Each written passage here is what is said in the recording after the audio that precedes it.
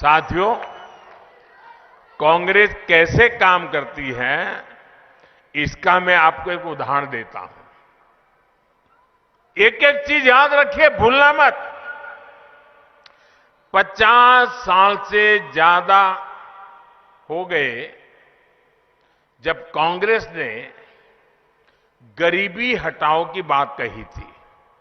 जब भी आओ गरीबी हटा के नारे लगाओ, गरीबी हटाओ नारे लगाओ, वादा करना, और लोग भी मानते थे हाँ यार गरीबी जाएगी। चुनाव होते गए, गरीबी हटाओ का नारा देकर कांग्रेस सरकार बनाती गई, लेकिन देश से गरीबी नहीं हटी। झूठे वायदे करना, झूठी गारंटी देना, ये कांग्रेस की पुरानी तरकीब रही है। आपको याद होगा, किसानों को कर्ज माफी के नाम पर कांग्रेस किस तरह झूठ बोलती रही। इसका गवाह भी पूरा देश रहा है।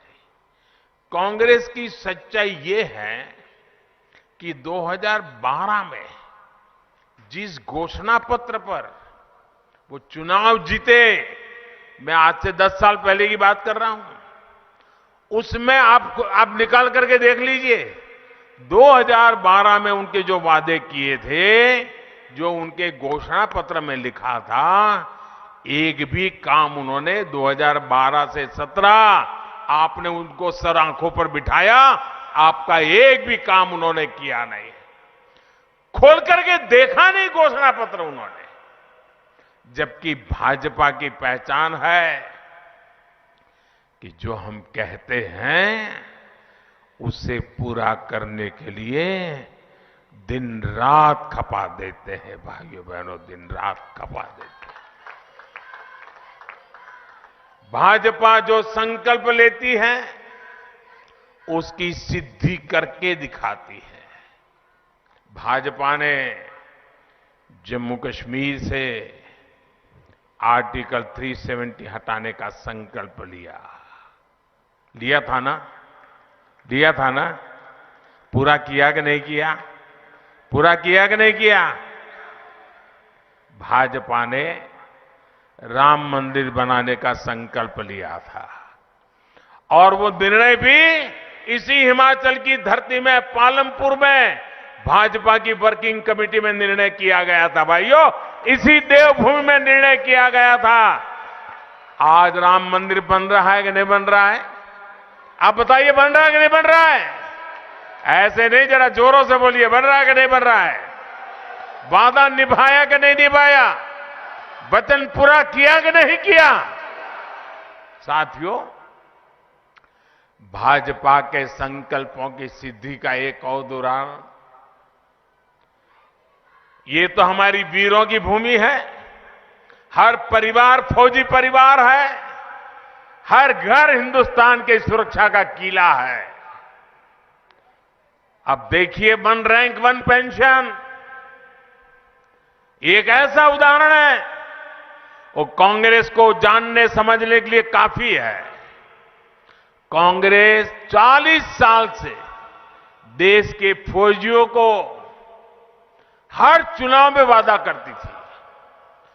आपके हिमाचल के मेरे फौजी परिवार बराबर याद होगा, हर बार वादा करते थे 1 रैंक 1 पेंशन बस आ जाएगा, चुनाव जिता दो, आ जाएगा चुनाव। कितनी सरकारें बनी, कितने ही प्रधानमंत्री आए, कितनी बार वादे करके गए, लेकिन इतने वर्षों तक केंद्र में कांग्रेस की सरकार रहने के बावजूद भी वे कभी भी 1 रैंक 1 पेंशन को लागू नहीं किया। और दिखावे के लिए बजट में मामूली 100, 200, 300 करोड़ रुपया डाल देते थे और लिख देते थे, लेकिन इससे होना नहीं था। ये आंख में धूल झोंकने की उनकी आदत, झूठे वादे करना, चुनाव जीतना फिर भूल जाना, यही उनका चरित्र। हिमाचल में हर बार वो झूठ बोलते रहे। देवभूमि में झूठ बोला है, देश की वीर माताओं के सामने झूठ बोला, देश के वीर जवानों के सामने झूठ बोला। भाइयों बहनों, मैं हिमाचल में आया था 2014 में, चुनाव में आपके वोट मांगने के लिए आया था।